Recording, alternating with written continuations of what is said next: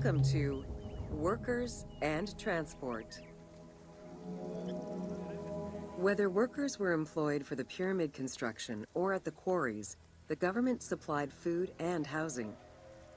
Workers for the pyramids and royal necropolises were housed in more permanent villages, such as the famous Deir el-Medina.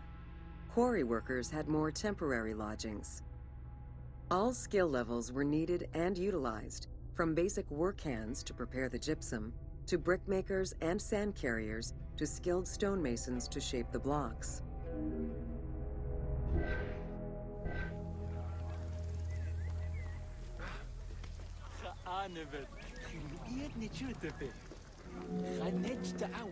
Skilled architects and engineers were employed year-round, while support labor were often farmers who worked on the quarries or construction during the Nile's flood season. The basic laborers were hard-working and versatile. Many may have been farmers who joined the construction during the off-season. Hieroglyphs found in the work villages listed assigned job titles.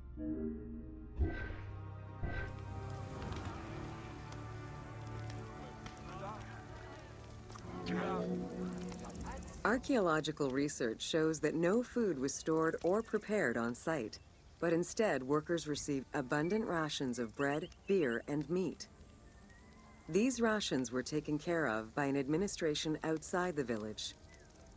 Medical treatment was also available for those who were injured.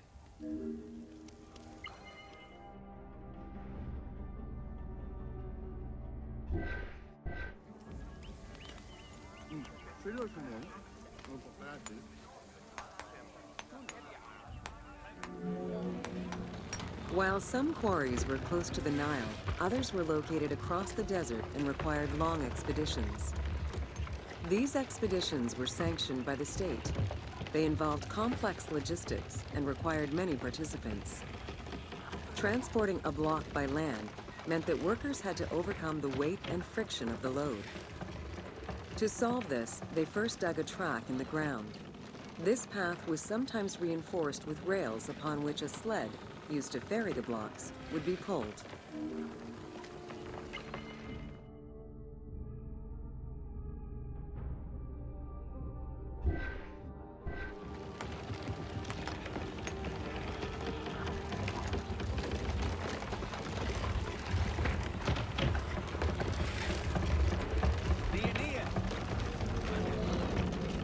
Whenever possible, blocks were toppled from a higher elevation onto the sled. Workers then poured water onto the clay at the front of the sled, creating a slick surface to more easily move the load. It wasn't until the New Kingdom that animals were used to tow the burden.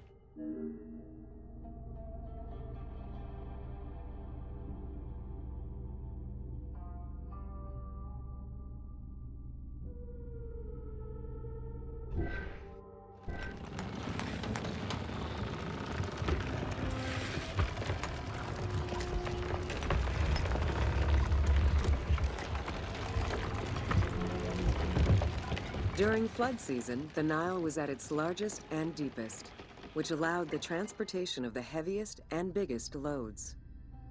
Quarries close to the river had troughs dug out to deliver the stones to the shoreline.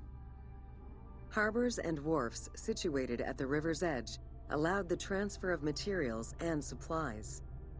Harbor warehouses accommodated additional stocks of stone so that they were available for the winter sailing season.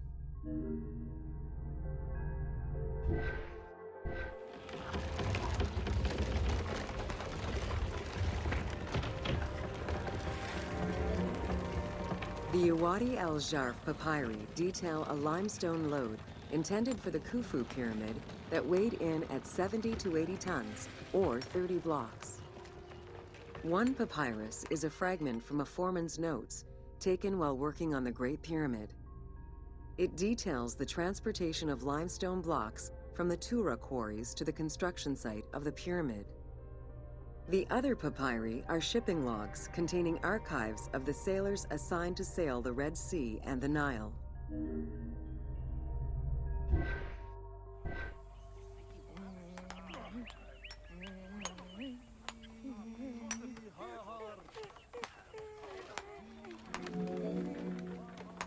Stone cargo generally weighed 15 tons per boat, amounting to roughly 6 or 7 blocks per trip.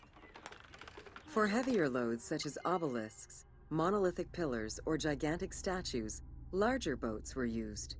These transports are the ones typically showcased on temple walls.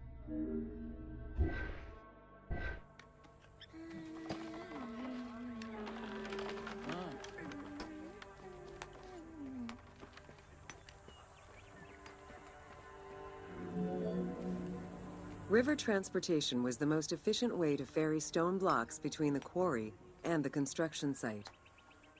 Blocks were transported by flotillas of several types of boats. The most detailed illustration of transport by river is a relief of Queen Hatshepsut's barge with an accompanying flotilla.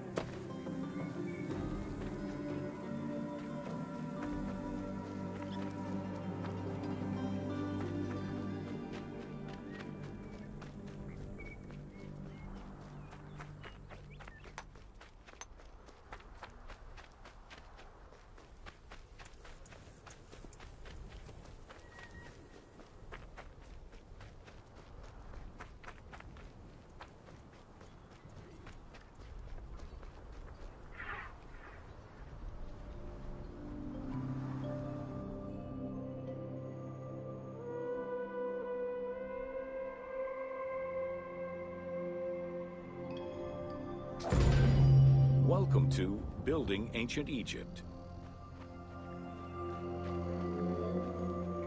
Constructed with bricks made of mud, most ancient Egyptian buildings were not permanent.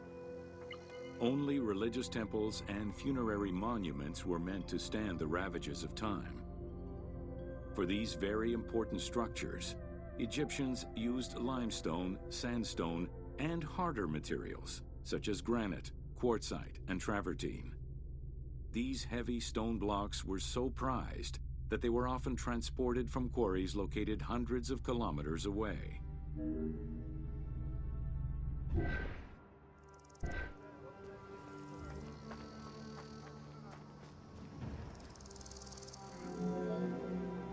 Limestone was common and easy to extract from quarries on the east bank of the Nile. This particular limestone had marine fossils in it, however, preventing it from being easily decorated and polished. Used as the main building material, the structure would then be finished with a finer limestone that was polished smooth and decorated as needed. Limestone was used for the building of the first pyramids and for most of the religious buildings of the Old and Middle Kingdoms.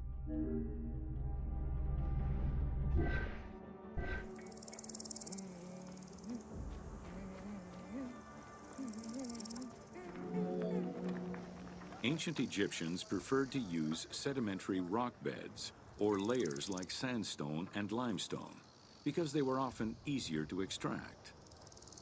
The common method used to extract stone was the open pit quarry.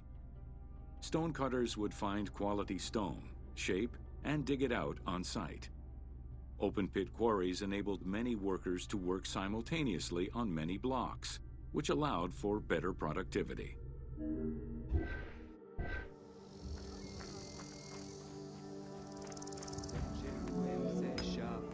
Workers would draw a large grid directly on the stone's surface, taking care to leave a space between the blocks. This allowed them to isolate the different blocks and create a trench that would make the extraction easier. Stoneworkers used iron chisels for hard rock and bronze or copper tools for softer rocks such as limestone. Removing material between each block created a trench line. In some quarries, that trench was wide enough to accommodate a worker, who would then cut the block entirely on site. For harder rocks like granite, workers cut a series of holes and hammered wooden wedges into them. They then soaked the wood until it swelled and caused the rock to split.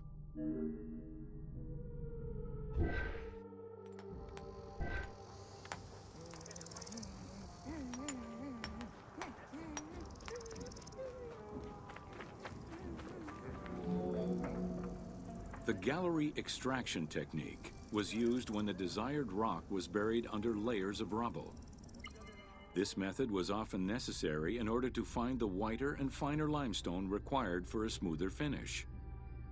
The first step was for the stoneworkers to create an access pit that would allow them to reach the desired wall of stone. Once a wall of quality stone was exposed, workers could then cut out smaller blocks. This pit required a descending platform. Designed like a stairway, it allowed them to free multiple galleries of blocks.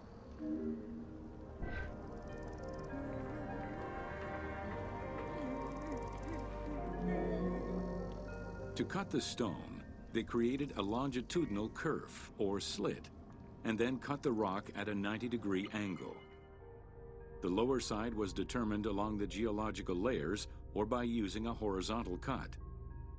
Wooden wedges were inserted in the rock and hammered in. Shock waves were then generated using hammers, fracturing the blocks at the seam.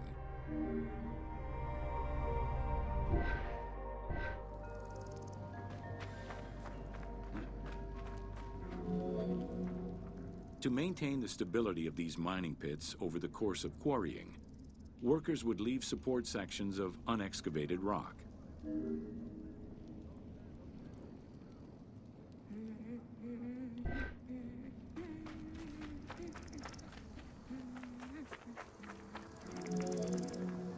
In every quarry, dedicated shrines were established to offer protection for the workers. In particular, Serket, the scorpion goddess, was considered a very powerful deity among quarry workers. Every mine and quarry of ancient Egypt included a scorpion charmer who was said to use magical powers to ward off the dangerous insects and keep the workers safe.